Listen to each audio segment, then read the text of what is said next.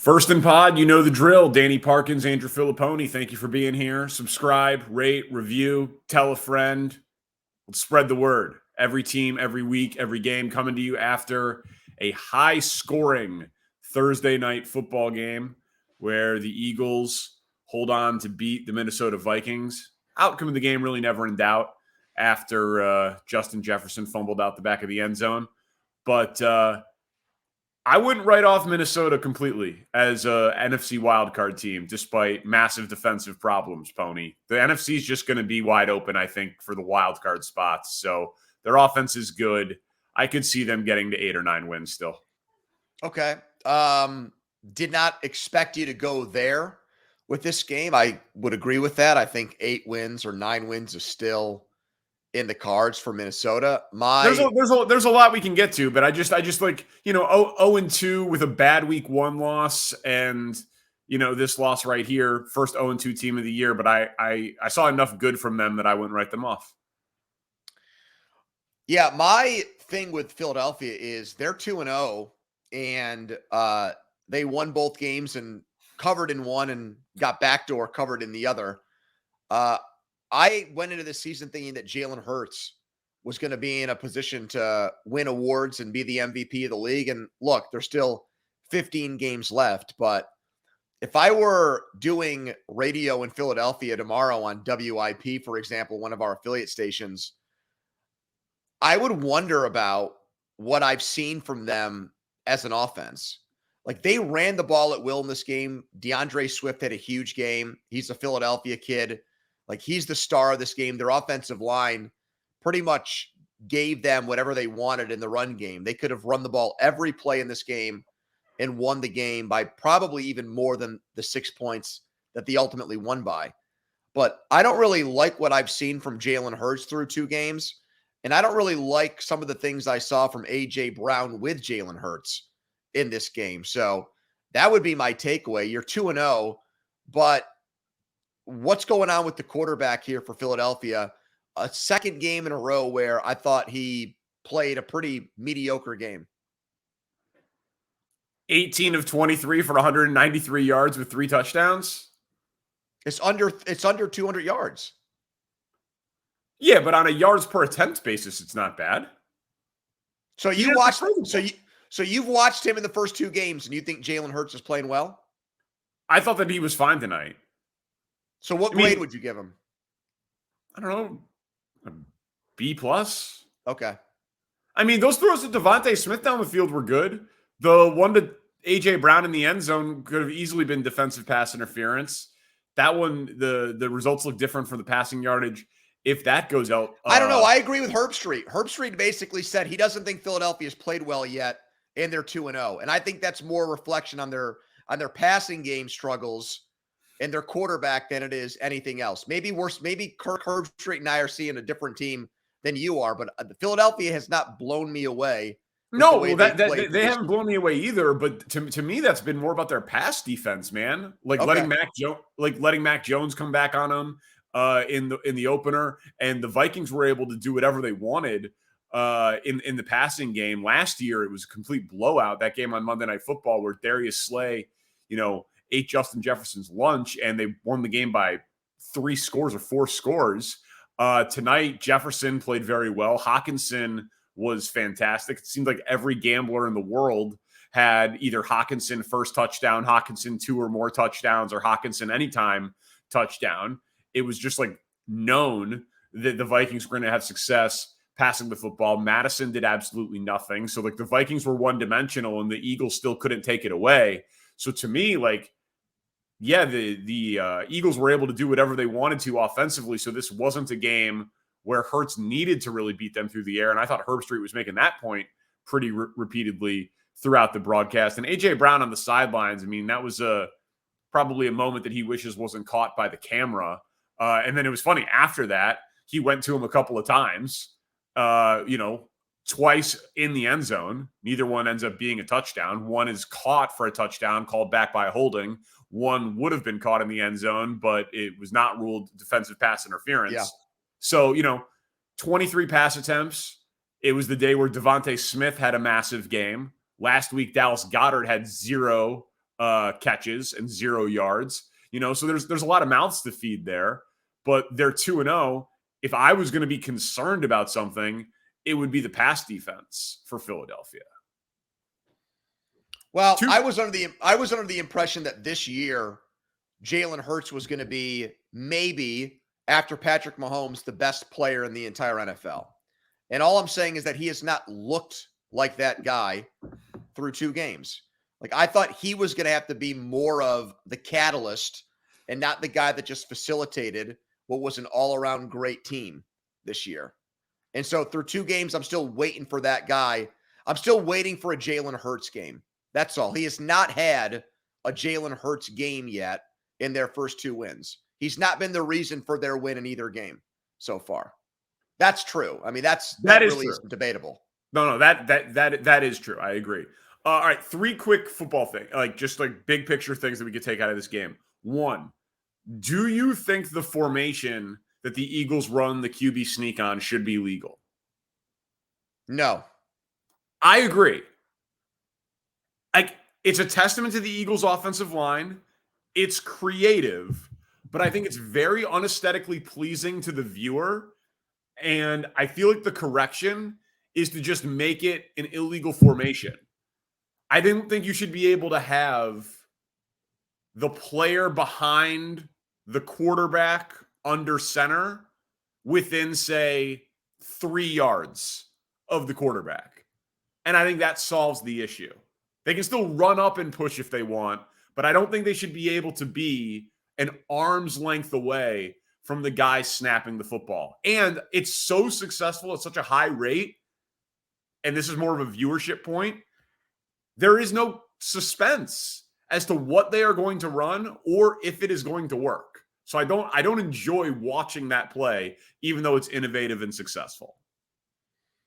And it's a surprise that not every team does it and does it as successfully as Philadelphia does. Yeah, I mean, obviously the Eagles' offensive line is great. So that helps. But yes, I'm with you. It should be copycatted more. The Colts tried last week and were not successful. Touchback out the back of the end zone on the Jefferson fumble. Everyone calls it the worst rule in the NFL. I like that there are rules, like the occasional rule that is slanted towards the defense over the offense. But I would correct it to this. I do think it's too ridiculous to give the ball to the other team when they don't actually recover the fumble. What about a reverse touchback? So you go all the way back to your own 20? To your own 20. So if that happened on first down, it would be 2nd and goal from the 20. So you keep the ball, you're still in field goal range, but very difficult to get a touchdown as opposed to losing possession to the other team. What do you think about that?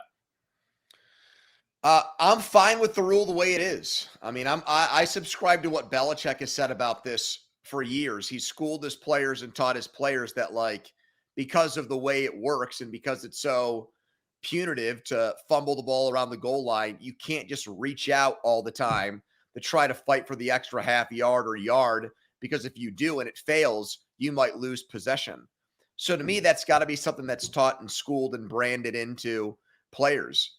And it's the way it's always been. I don't have a problem.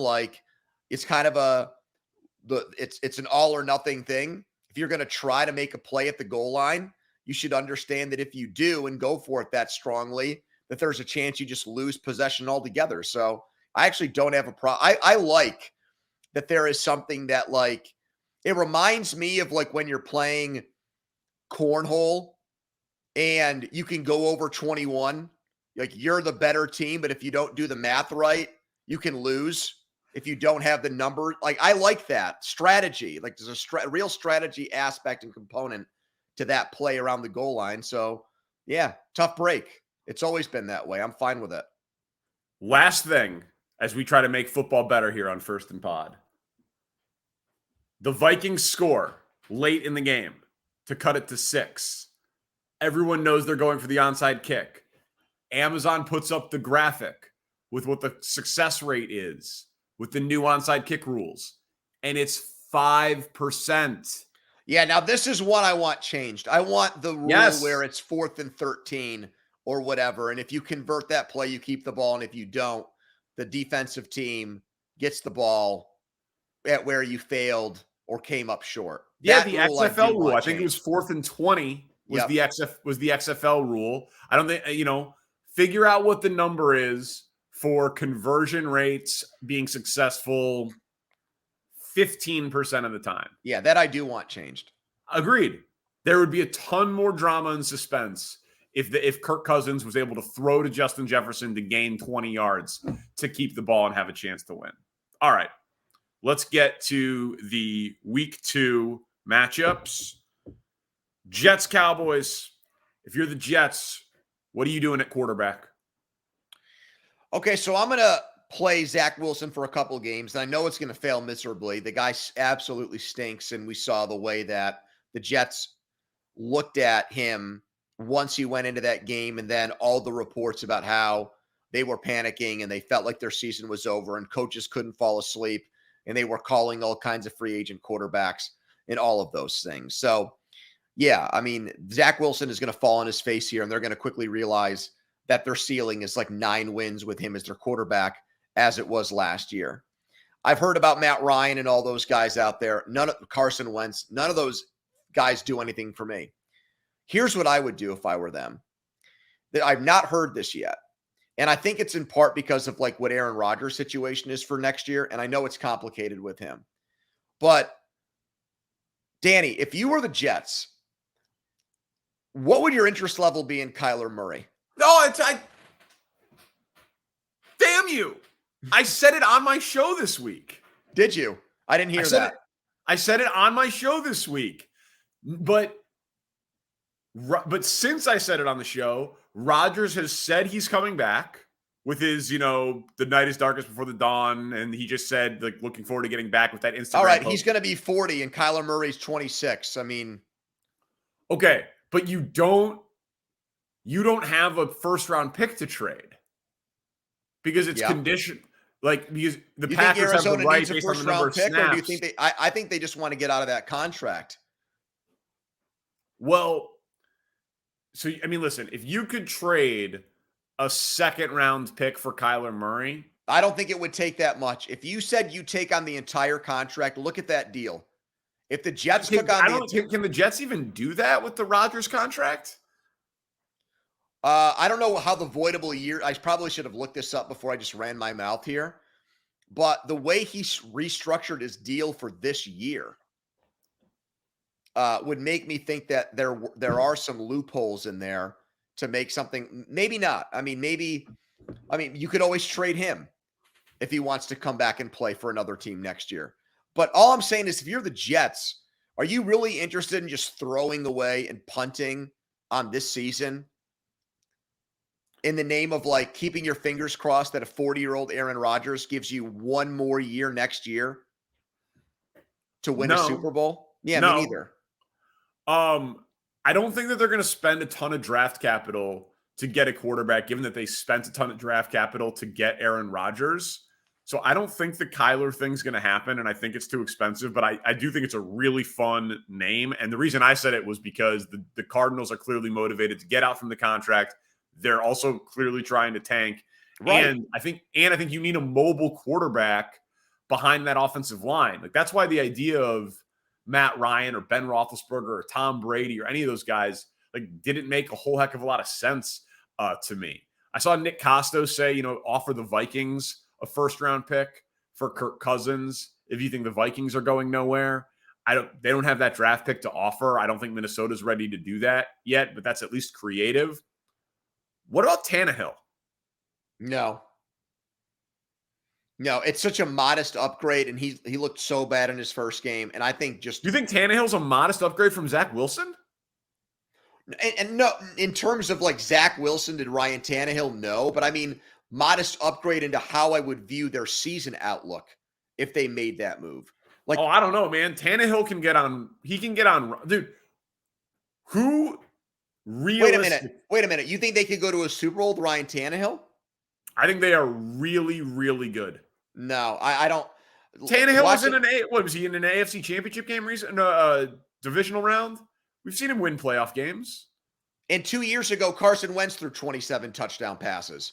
I mean, how far do you go with that? I mean, I'm I just don't. saying, like, we've seen him be on a team that has been in the AFC playoffs recently. Who realistically that they can afford, that's not going to cost a ton, that's an upgrade over Zach Wilson, and I assume you want a veteran with experience because the whole thing's going to be don't turn the ball over, right? They're going to be winning by ball control, time of possession, get the ball to Garrett Wilson, let that defense dominate. They're not going to start playing shootouts with the quarterback that they acquire mid-season. So listen, I think that I definitely think they're going to let Zach Wilson play for a few weeks to let him fail. He's earned it. They won the Buffalo game and all of that. But I do expect them at some point to bring in competition. I just think it's going to be relatively underwhelming because I think they're committed to Rodgers for next year. So I think it's going to be a stopgap if they do anything. I don't think they should be committed to Rodgers for next year. I think that's my bottom line point. Yeah, I think they are. All right, Chiefs and Jaguars. Would you pick the Jags to be the number 1 seed in the AFC if they win this game on Sunday? I think the answer is yes. I think they become the favorite for it if they win the game. Because obviously it would be 2 AFC wins. Obviously they're the best team in their division. It would be a very impressive win. And their schedule is crazy easy. And the other teams that we would have said 2 weeks ago that were in contention for it, Chiefs would be 0-2. The Jets lost Aaron Rodgers. The Bills lost to the Jets. The Bengals already have a loss. So like a lot of the other teams that they would be in competition with would be very far behind them with a tougher path to overtake them. So they'd be the favorite for it if they win this game. Yes. I agree. I didn't think you were going to say that. I was ready to battle you on that one. I agree 100%.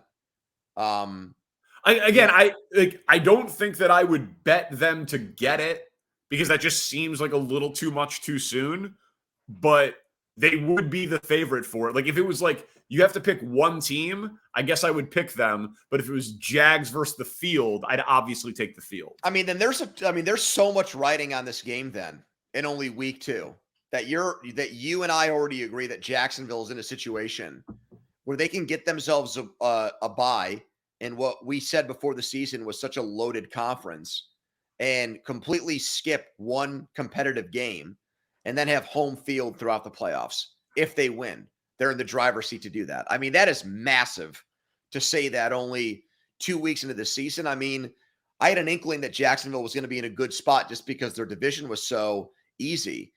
But for them to already be in a spot where they go up 2 games on Kansas City with the tiebreaker, which makes it 3, I agree. I mean, I think that Miami would be the other team that I would consider just because the Jet situation, and I've been out on the Bills for so long. Yeah, I mean, this is Jacksonville. This reminds me of in 2018 when they played New England after they lost to them in the AFC Championship game. Jacksonville has lost to Kansas City twice in the last 300 days. It is such a measuring stick game for them to prove to people that they're the Chiefs equal or maybe even better than them. Yeah, I don't expect them to win.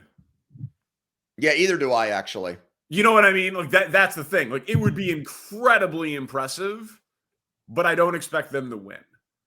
And I wouldn't be writing them a ticket to the Super Bowl either because yeah, it's been the Arrowhead Invitational for 5 years in the AFC Championship game, but no one in the world would be surprised if like in this scenario that you've painted, if this rematch was in the AFC Championship game, but it was in Jacksonville, what percentage of people do you think would be picking the Chiefs to win?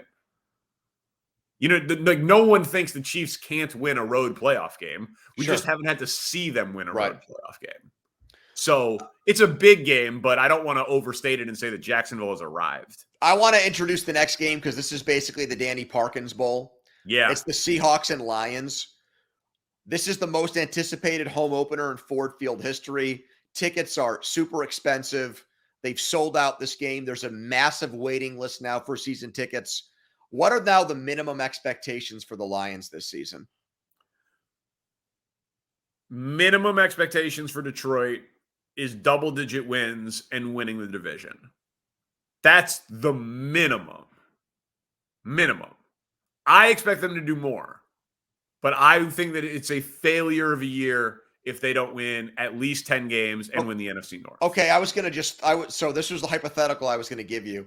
If they have Minnesota season, now maybe it's not 13 wins, but they win the division and then they lose a home playoff game, you think that they would have met expectations this year? I mean, I think they got to win a playoff game is what I'm telling you. I think they got to get right now. I don't think their fans will be happy unless they make it to the divisional round of the playoffs. When was the last time Detroit won a playoff game, Danny? 1991? Yeah, early 90s, yeah. Yeah, I think that's the expectation there now. It should be. It should be. That would be great. It'd be hard for me to say a Detroit Lions team that wins a division and wins double-digit games had a bad season, but listen, man, I picked them to go to the Super Bowl. I think they're going to be really good. And I think they're going to get better as the year goes on because I think Gibbs is going to get better and more involved, and they're going to get Williams back. So I think their offense is going to be electric. And by the way, I think they're going to – I love the over in this game. I put them on upset alert. The lines come down, which is very fishy to me. They did not see real wide receivers this week, and now they see Metcalf, definitely Smith and Jigba, and maybe Tyler Lockett, depending on what happens with him. They only scored 2 legitimate touchdowns last week because the other was off Tony's hands into Brian Branch for a touchdown. It's interesting that this line has gone in the opposite direction all week. We're showing 4.5 right now. Extra rest for Detroit, and they're at home, and Seattle's defense is terrible. I think Goff goes for over 300 in this game. All right, Dolphins, Patriots. Tua's talking big for such a little guy. Besides health, what's it going to take for him to get paid like the star AFC quarterbacks like Herbert and Burrow? Okay, so like the easy answer here is, well, he just has to play the entire season and not get hurt. But I think even in that situation, I don't think Miami would give him. He could put up better numbers than both of those quarterbacks and get MVP votes this year. And I don't think that Tua would get Herbert or Burrow money. So I'm actually going to take this to a place where maybe you disagree. I think the Dolphins would have to get to the Super Bowl. I think the only way Miami would get emotional about this and like not be pragmatic would be if Miami did something so absurd, like get to Las Vegas, that it was like a reaction that Baltimore had to Joe Flacco winning a Super Bowl and throwing 11 touchdowns and no interceptions and said, oh, fuck it. We'll just give the guy, he bet on himself and won. I think it would take that. And anything short of that, I think they would just franchise tag him after this season. Why? What do you mean? What if why would you draft him, have him be awesome, and then not pay him? Because of the concussions? Yes. Okay, but if he goes through an entire season healthy and presumably takes some hits and shows that that was a string of events last year that was fluky, unlucky, that he came back too soon, whatever the case may be. Like if he goes through, you mocked the easy answer, but sometimes the easy answer is the correct one. Dude, if Tua, I don't think what happened week 1 is going to happen every week. But if he leads the league in passing and plays 17 games and they win double-digit games and make the playoffs, and they drafted him in front of Herbert, they're going to pay him. I don't know about that. I mean, they drafted him in front of Herbert and they tried repeatedly to move on from the guy or give somebody else an opportunity to take that job from him. The owner got in trouble and they lost a first-round draft pick because of their questions about him as a quarterback before the concussion stuff even happened. You're telling me that there's not a scenario in which they think to themselves, he put up huge numbers, but look at the coach we have and look at his injury history. I think he's not worth that kind of money. There's a scenario for it, but the context here is if he continues to do what he did last week, which was be the best passer in the league. The question is, what is it going to take? And it sounds like you think he'd have to lead the league in passing or thereabouts to get that. Yeah, money. I think you're right. I know that's right. I think he would have to be undeniably a difference maker and a high-level elite passer and offensive producer while healthy for 17 games. What if he has Kirk Cousins' season from a year ago? Does he get Herbert or Burrow money? So 30 Cousins plus was what, top touchdowns 5 in the league in passing? Well, if you go by passing touchdowns, yeah. In yards. Sure. Yeah. Okay. I think that type of season would get him paid. And by the way, I'd be terrified of giving it to him. Well, that's why I don't think they will, because I think that they trust the coach to not have to pay a quarterback that amount of money. That's why I'm saying it would take something like, well, he's eliminated literally all doubt. And he went so far and did so much that we can't even look at the negative here or the other side of things. Yeah, we saw them without Tua in games last year, though, and it didn't look pretty. Well, then why didn't they give him an extension before the season started? I think because of the injury question. So if he plays a full season without it and produces, I will be very surprised if he doesn't get paid. And if he doesn't, it's not as ridiculous as the Niners Trey Lance thing, because it's going to take a decade or so before we find that. But what the hell are you doing? You draft the little guy in front of Herbert, and then he produces and outproduces Herbert, and then you don't pay him. I mean, yes, you could franchise tag him, but you would be. Well, but but listen to what you're saying. If Tua leads the league in passing yards, yeah, okay, would you say at that point that he's a better quarterback than Herbert? No. Right, exactly. But dude, I wouldn't have paid Kyler. I wouldn't have paid Deshaun. I mean, like I didn't. You would pay Herbert, but you would. I didn't love the Lamar contract, but like it's a have or a have not league. They would have one. They would pay him. These teams pay quarterbacks. It's not whether or not I would want him to quarterback my team. It's whether or not a team would fear having to pay Jacoby Brissett. I think you missed the point of the question. Is he going to get paid like Herbert and Burrow? He might get paid, but I think Kyler got paid like them. Lamar got paid like them. Like a lot of guys with questions get paid like them. Correct? Well, yeah, I guess. I just think it's going to take. They don't have his injury history, though. I think it's going to take something extreme from him to get that kind of money. Leading the league in passing would be pretty extreme. Well, Jameis Winston led the league in passing a few years ago, so I don't know if that's like the best barometer. All right. Well, okay. Ask me your Raiders Bills question. Okay. Well, Danny admits something's not right with Josh Allen and the Bills.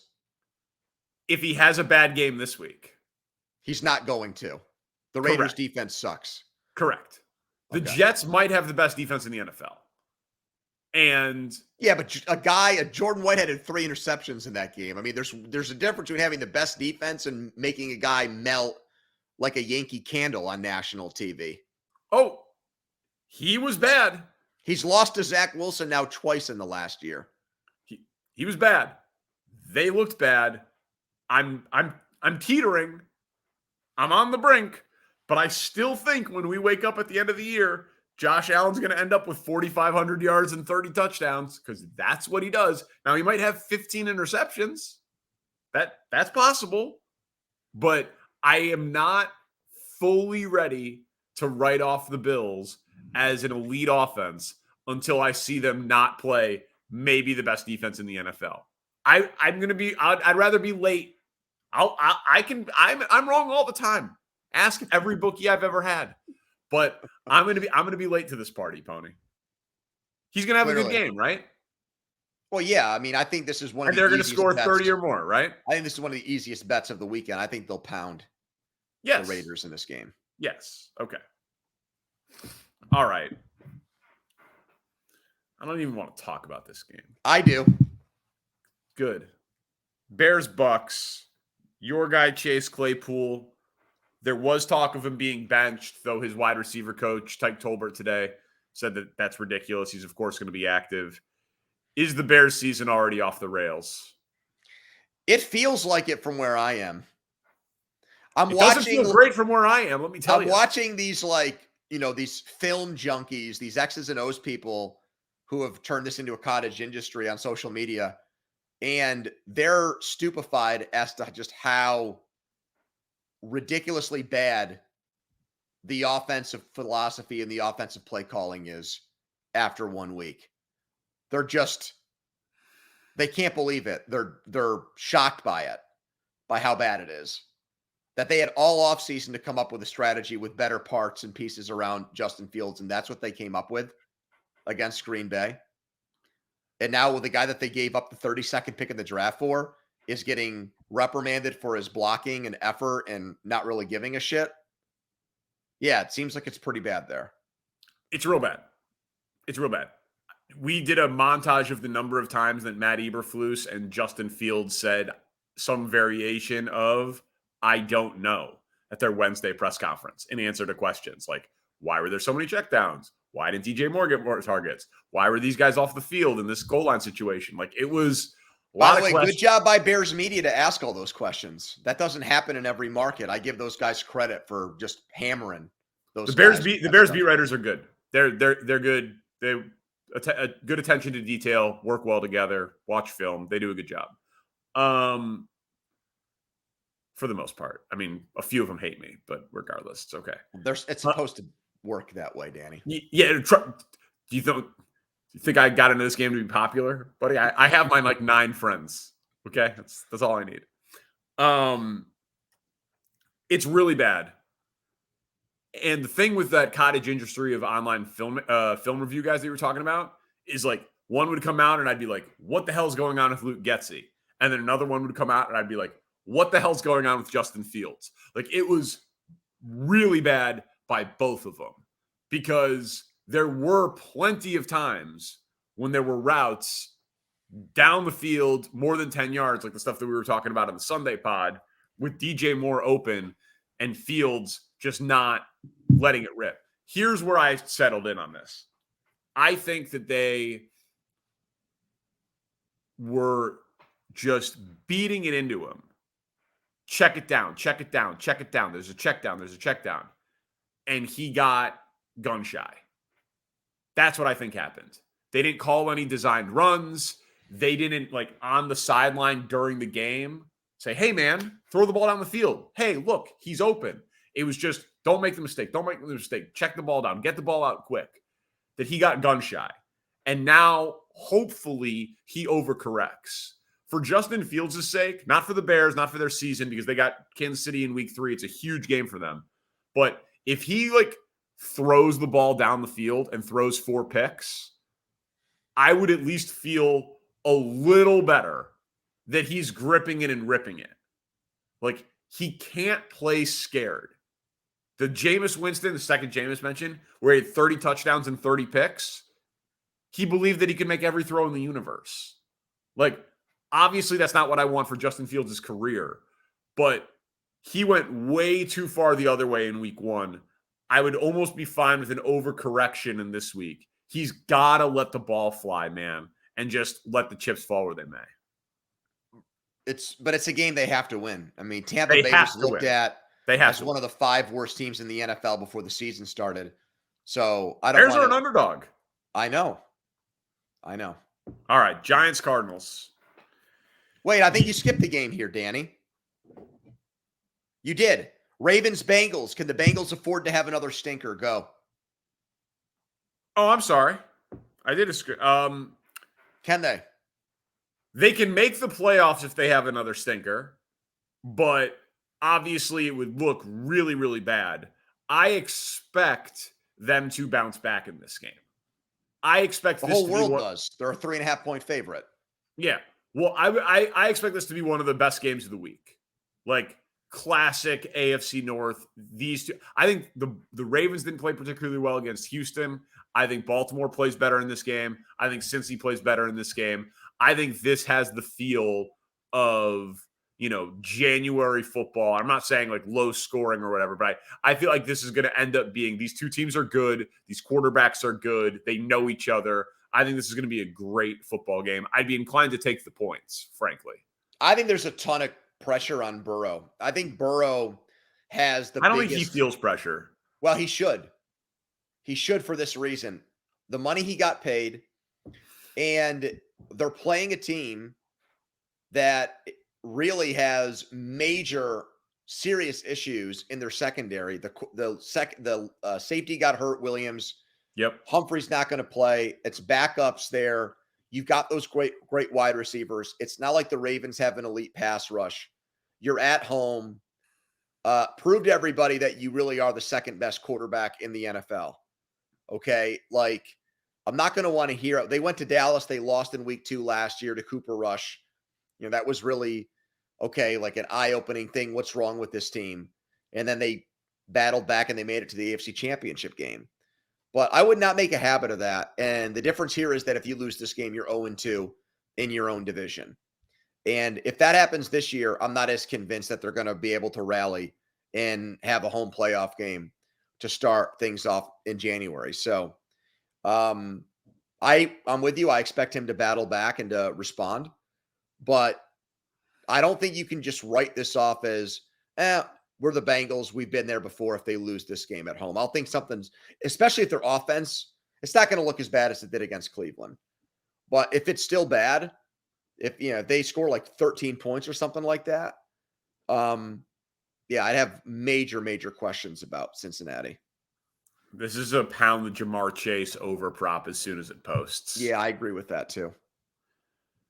All right, you said that you would argue that the Giants have the most to lose of any team in week 2. Make the case. Because they're playing the team that is supposedly the worst in the NFL. And they're coming off a 40-0 loss. Yeah, it's a pretty easy case to make. Yeah, and unlike what we just said about the Bengals, the Giants, even though they made the playoffs last year, they don't get that benefit of the doubt from people.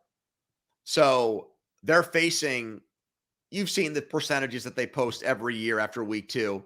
This is how many teams that started 0-2 make the playoffs each year. This is the situation those teams find themselves in. The odds are stacked against them. If the Giants' losses are at home to a division team and then on the road against one of the worst supposed teams in the NFL, I'll feel like it's over for them. So it's their Waterloo right here. I agree. The Cardinals get put up a lot of fight in week 1. I'll be interested to see if they put up fight in week 2. I would think the Giants should win this game, but I don't think either team is good. Like, the Giants are going to be a popular team in survivor pools. I wouldn't take them. I wouldn't touch them with a 500-foot pole in this game. Me neither, because I don't think that they're good. I think this is 2 bad teams, and I'm not particularly interested in betting on a team that lost by 40 on the road in week 2 when there's a bunch of teams out there that are a touchdown or more favorites. So I'm not really interested in them in Survivor. I will say this, and it's not totally related to the Giants, but like the idea conventional wisdom coming into the year was that the AFC was the much better conference and the NFC behind the Niners and Eagles was wide open. Well, Eagles 2-0 haven't looked that impressive. Expect them to get better. Niners, arguably the most dominant team in week 1. If not the Niners, it was the Cowboys, and the Lions won in Kansas City to open the season.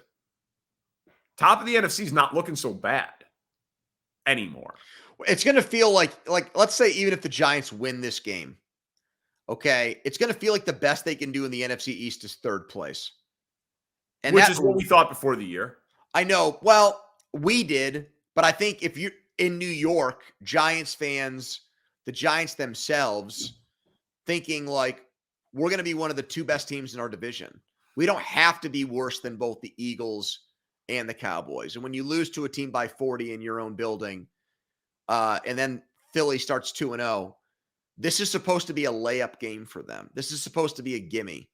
And I just don't feel like it's going to be that. The line reflects that it's only 4. Arizona gives me strong Falcons vibes from a year ago, where everybody thought they were going to maybe be the worst team in football, and they're going to be strangely competitive for a lot of games this year. Packers, Falcons. Who's going to have a better 2023? Which team would you rather have stock in? So are you going to answer Atlanta here because you hate the Packers? No. So how would you answer it? Atlanta. Yeah. All right. Well, so like, here's you like Jordan Love more than Desmond Ritter. I do. That's right. But it's not only about quarterback. And I like LaFleur's an awesome coach. So why would you say Atlanta then? I think for this year, their path is a little bit cleaner to winning a division because I think the Lions are significantly better than the Saints. Okay. So I think that they are, both teams have a division win in week 1, obviously. But the Bears and the Panthers, I suppose, they're both just so bad that, like, I want to see them play real teams. Packers' schedule is pretty easy to start the year. Like, they could easily be 3-0. But I don't think either of these teams is winning an NFC playoff game. Let's put it that way. But I do think the Falcons have a better chance of winning their division than Green Bay. So that's why I would take Atlanta. But if you were going to power rank the teams, would you have Green Bay ahead of Atlanta? I power ranks the teams today, actually. Okay. Just because you were bored and you wanted to just start ranking NFL teams? What was the No, because our digital guy said it does well for Instagram. I had Green Bay higher than Atlanta. Yeah. And what gave him that impression that just you have algorithms that suggest just ranking things just huge with the Instagram? Yeah. Have you consumed sports media? Everything is lists. Well, congratulations to you guys to having someone who just is concocting Instagram strategies like that. I mean, he does a good job. He edits our videos. He handles the Twitch stream. He does our social media posts for the station. He does a good job. Has he shown that it translates to ratings on air, or is this strictly an Instagram? I'm curious now. Is power rankings good for just Instagram, or is this something that we should maybe start doing on this podcast? I haven't mentioned my power ratings once on the air. Okay. I think it's all just, radio ratings, Poni. We're a content company, man. We're not just a radio company. Okay. So my answer is Atlanta. But it's an answer that's more based on them than it is what's around them. I know it's just Carolina, and I'm not going to completely overreact to that. And before the season started, most analysts thought that their way to win was just going to be to run people over and be this power football team. But after watching the way they used Robinson and Algier, I am intrigued. I didn't know if I was going to get to that spot. And all I'm going by really is highlights, because I would be lying to you if I said I saw a ton of Carolina in Atlanta last weekend. But they got to throw the ball, though, man. I know they do, but I told you, because I watched more of that game than you did, because the Bears have the Panthers pick. They have an identity, though, and I think the coach knows how to play to that strength. LaFleur is a good coach, dude. Hell yeah. He's probably one of the I would say maybe he's would you say he's a top 10 coach in the league right now? Yes. Would you put him ahead of my team's coach? I would, yeah. Okay. But I don't think most people would, but I would. Dude, he lost Nathaniel Hackett, he lost Luke Getsy, he lost Aaron Rodgers. And his quarterback making his second ever start on the road had a perfect passer rating on 3rd and 4th down. Yeah. That's a good endorsement for a guy. No doubt about that. He made it easy for him in week 1. Easy. I pulled up my power rating, so I lost the question. Well, it's another coach question, the next one. 49ers Rams. Who's the better coach, Shanahan or McVay? I loved this question. My answer is Shanahan. Ugh. What's the problem? It's so subjective. Well, it's not. You asked the question. I know, but it's one of those things. This goes back to the Herbert discussion we were having before. This is a feel thing. This is an eye test thing. This is a subjective thing. It's not really rooted in fact whatsoever. One guy McVay gets conservative in game management situations. I don't like that. Well, it would have been nice for Kyle Shanahan to get conservative in game situations in 2016 in the Super Bowl. That would have really come in handy for him. Had he done that, Matt Ryan probably would have a Super Bowl ring on his finger right now. Are we talking about being a head coach? No, I had to laugh at that because literally the thing you are praising him for or arguing against Shanahan with is something that would have made Kyle Shanahan at least a Super Bowl winner as an assistant coach. Okay, but not all his call. McVay gets conservative in games. He's very, very good, obviously, as a play caller and play designer. He's one of the best. Shanahan almost won the NFC without a quarterback last year. I don't know if I want to say that anymore. I'm just like, maybe I'm. Oh, Purdy looks really good in week 1. I was just going to say, maybe I'm a prisoner of the moment because I just watched them surgically dissect my team. But I'm starting to think that my opinion on Purdy as a player was wrong. Okay, maybe. But like they were in the NFC Championship game. Now, that game was not competitive. But doing that with the last pick in the draft after going to a Super Bowl with Garoppolo, and I know McVay did it with Goff, but Goff has been good on another team. We can't say the same for these Kyle Shanahan quarterbacks. Jimmy G has not been good post that. Purdy is great there. Now, Trey Lance. Well, Garoppolo hasn't had a chance yet. He's only made one start. San Francisco. You think he's going to be good? Well, that's not what you said, though. You said these guys haven't been good. We don't know yet. He's made one start, and he's 1-0 so far, bro. I mean, you want to bet? I've seen Jared Goff be good for a full season. Yeah, agreed. But like, one guy has won a Super Bowl. The other guy hasn't. They've been to the same number of Super Bowls.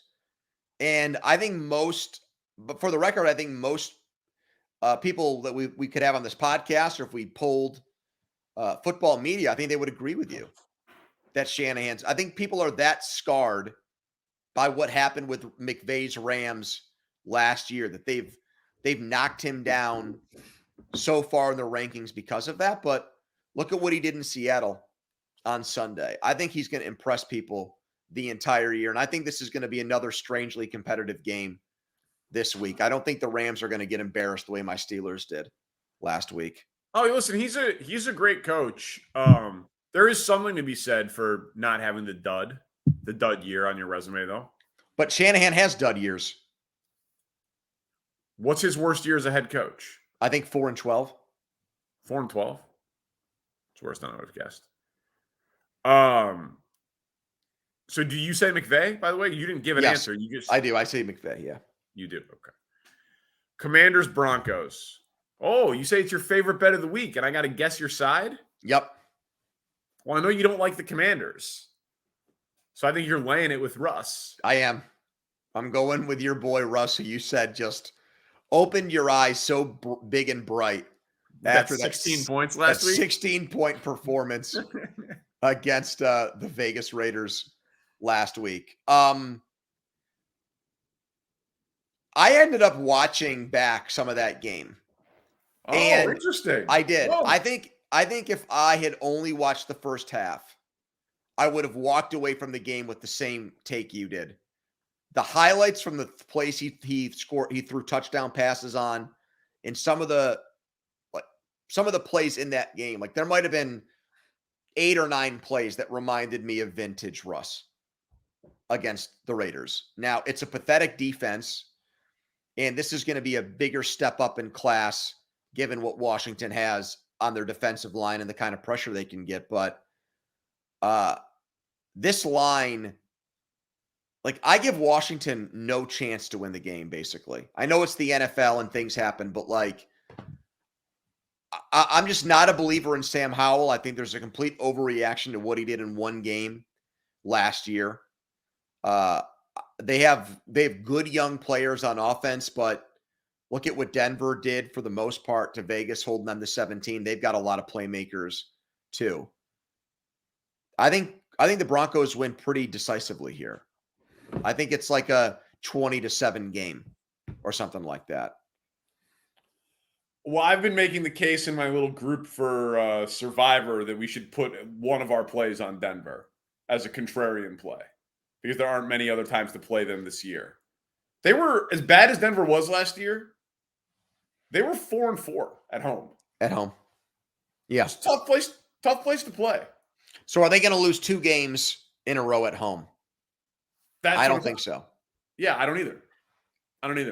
So I like your side of the bet. I'm not as convinced as you are that I would say it's my favorite bet of the week, but I'm glad to have you as an ally on this. Emboldens me for my Survivor strategy. Man, you got a lot of coach questions this week. Well, I like this one a lot. The next one, Chargers and Titans. Is Brandon Staley coaching for his job yet? Like, what is this guy's situation right now where they lose at home to Miami? It's really the reason why I asked this is because it was really a defensive meltdown in that game. They could not stop the Dolphins, specifically one guy on Sunday, and he is a defensive coach, and that was on the heels of one of the great playoff collapses in NFL history. Well, I don't believe you're coaching for your job in week 2, generally speaking. I do think that Kellen Moore could be an interim head coach if it's humming for the offense and the defense gives up 30 a game. So I'm not going to rule it out beyond the realm of possibility that Brandon Staley could be fired at some point this year. I do think that they're going to go into Tennessee and win. So I'm not particularly like if he were to be coaching for his job, I wouldn't be particularly concerned about this game. The Titans are well coached. The Titans have a decent defense. Tannehill played maybe the worst game of any player in the NFL in week 1, so I'm sure he will be better. But I do not expect them to be able to slow down the Chargers in this game. So I've always been higher on Staley. I felt like he was innovative at the beginning. Yeah, key word being their beginning. No, I know. And then he regressed and became cowardly and buckled to the pressure or the feedback or whatever. And we saw nothing in week 1 to suggest that he's gone back to that. I mean, they'll be a more disappointing 0-2 than the Chiefs if the Chiefs lose to the Jaguars in both are 0-2 because of who Kansas City played. Dolphins, Titans versus Lions, Jaguars. Well, yeah, and then you've got the Chris Jones and Travis Kelce situation there too. Are you betting Tennessee? Line's 2.5.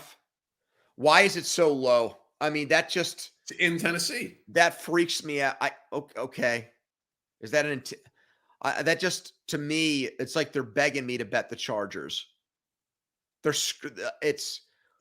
Could you make do you have a good strong argument for Titans plus 2.5? Would you feel good about that bet if you made it? No. Right. That's why I was trying to take your money. That's what I like. It feels to me like I would almost, my inclination would be to bet Tennessee if I had to pick a side here because it feels like it should be Chargers minus 5.5 in this game. Like, where does the number have to be to get me to want to bet Tennessee objectively? Would you bet Tennessee at 3? No. Would you bet them at 3.5? I still would probably say no. I think 3.5 or 4 is probably the number. But listen, I don't want to bet Tennessee ever. That's what. Although I bet them last week and won. I did bet them last week, so I shouldn't. Well, that's because Vrabel did everybody a solid. That was a great moment in gambling. That game. That was my favorite gambling moment of week 1. We should do that as a segment on the show. I'm going to bet Tennessee. I think Tennessee's going to end up winning the game. All right, well, let's just bet it against each other. Okay, fine. All right, there we go. All right, ask me the last question. Colts Texan, which franchise has a brighter future? The Colts. I think Anthony Richardson looked really good. And they didn't give up a first-round pick. Like, Anthony Richardson showed a shocking amount of poise. I feel like that. I don't know what happens because I'm not going to pretend like I watched every game at Florida. But every draft analyst told me that he was a project, that he was developmental, that it was going to take forever, that there was going to be, and I'm not saying that there won't be lumps and there won't be bad moments and he won't get tricked by some defenses or whatever. But he looked like, I've watched a lot of rookie quarterbacks play in the NFL. Mm-hmm. He looked above average in terms of poise, readiness, speed of the game, processing. You know what I mean? Like I've seen way worse. And that was supposed to be the thing that he's not good at. But then the playmaking and the arm strength and the mobility and the athleticism, he's all, 98th percentile type stuff. So I don't know, man. I'm real impressed. And they have their first round pick. So I think this is a pretty easy Colts answer. I agree. Houston, they're a tough nut to crack for me because if I were living down there and covering their team and talking about their team, you'd be getting 2 shares. I think I'd want to be. I don't know why I said that. I'm sorry. It's a tough radio market. I'm sorry. I think I'd want to be bullish on like the idea of Stroud being a great quarterback. But the way they went about the draft and the players they have around him and the fact that they went with the defensive coach, even though he did come from San Francisco and he brought the offensive coordinator from San Francisco as their passing game coordinator who worked for Pro Football Focus before that with him. So like there's a progressive bent to it. I think I'd really have to talk myself into it working though. Do you know what I mean? Like I feel like I'd have to fake it there. Like just my gut tells me. Kind of like you're doing with Kenny Pickett in Pittsburgh? No. Something tells me that the Stroud, I hate you. The Stroud-Ryans marriage, like I just would feel much better about the coach who groomed or helped Jalen Hurts along with that kind of incredible, gifted athlete, that working more than what Houston has, even though Stroud went ahead of Richardson in the draft. And like for me, I don't even waste a lot of time thinking about one or the other. Like to me, it's a pretty quick snap judgment. I like the Colts situation a lot more than I do the Texans. Yeah. I mean, like obviously a lot more.